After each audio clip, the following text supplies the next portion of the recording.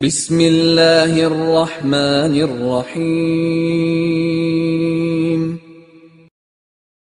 السلام علیکم ورحمۃ اللہ وبرکاتہ۔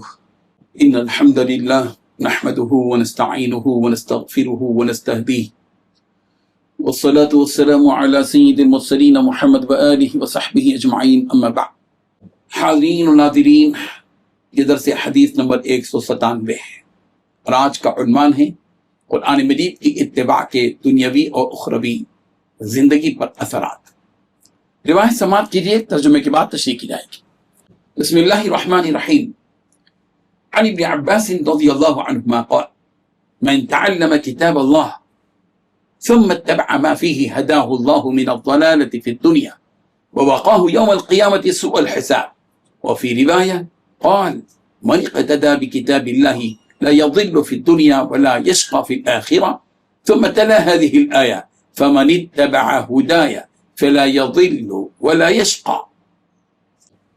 ترجمائی میں حضرت ابن عباس رضی اللہ عنہما نے فرمایا، جس شخص نے، حضرت ابن عباس رضی اللہ عنہما سے روایت ہے، رسول رحمت صلی اللہ علیہ وسلم نے ارشاد فرمایا، جس شخص نے اللہ کی کتاب کی تعلیم حاصل کی پھر اس کے مطابق عمل کیا تو اللہ تعالیٰ اس شخص کو دنیا میں گمراہی سے بچاتا ہے اور قیامت کے دن اسے حساب کی تکلیف سے بچائے گا۔ اور ایک روایت میں حضرت ابن عباس رضی اللہ عنہما نے فرمایا، جس شخص نے اللہ کی کتاب کی اقتداء کی تو نہ وہ دنیا میں گمراہ ہوگا اور نہ ہی آخرت میں تکلیف اٹھائے گا۔ پھر اس آیت کی تلاوت فرمائی، فَمَنِ اتَّبَعَ هُدَايَ فَلَا يَضِلُّ وَلَا يَشْقَى، سورہ طٰہٰ آیت نمبر 123۔ جو شخص میری ہدایت کی پیروی کرے گا نہ وہ گمراہ ہوگا نہ تکلیف میں پڑے گا۔ اس حدیث میں 6 باتیں بتلائی گئی ہیں۔ پہلی بات، جس شخص نے اللہ کی کتاب کی تعلیم حاصل کی۔ دوسری بات، پھر اس کے مطابق عمل بھی کیا۔ تیسری بات، تو اللہ اس شخص کو دنیا میں گمراہی سے بچاتا ہے۔ چوتھی بات، قیامت کے دن اسے حساب کی تکلیف سے بھی بچائے گا۔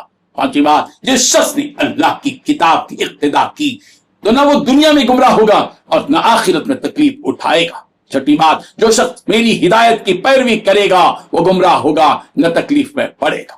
بزرگان محترم، اس حدیث سے اس حقیقت کا علم ہوتا ہے کہ آفاقی کتاب قرآن مجید کی تعلیم حاصل کرنے اور اس کے مطابق عمل کرنے سے آدمی ہدایت کی منزل پا لیتا ہے اور اللہ تعالیٰ ایسے شخص کو دنیا میں گمراہی کے دلدل میں پھنسنے سے بچا لیتے ہیں۔ اور اس کا دوسرا اثر اس شخص پر یہ ہوتا ہے کہ قیامت کے دن اللہ تعالیٰ اسے حساب کی تکلیف سے بچائے گا۔ امت کے افراد کو چاہیے کہ وہ اس جانب توجہ دیں اور قرآن مجید کی تعلیم حاصل کریں اور اس تعلیم کے مطابق اپنی زندگی میں عمل کریں اور زندگی کو روحانی و نورانی بنانے کی کوشش کریں۔ نتیجے میں آدمی ہدایت کے دائرے میں رہے گا اور گمراہی سے بچ جائے گا۔ معلوم یہ ہوا کہ قرآن مجید کا سیکھنا یہ پہلا اقدام ہے اور اس عمل کے ذریعے بندہ اللہ تعالیٰ کی ہدایت کو اپنے سینے میں جگہ دیتا ہے، اور دوسرا قدم قرآن مجید کی تعلیمات پر عمل ہے۔ دین کا مطلب صرف جاننا نہیں ہے بلکہ جاننے کے ساتھ ساتھ اس پر عمل پیرا ہونا ہے اور اپنی زندگی کو اس عمل کے سانچے میں ڈھالنا بھی ہے۔ علم اور عمل دونوں کا نتیجہ ہدایت ہے، گمراہی سے بچاؤ ہے، اور آخرت میں ہدایت ہے، کامیابی اور سلامتی ہے۔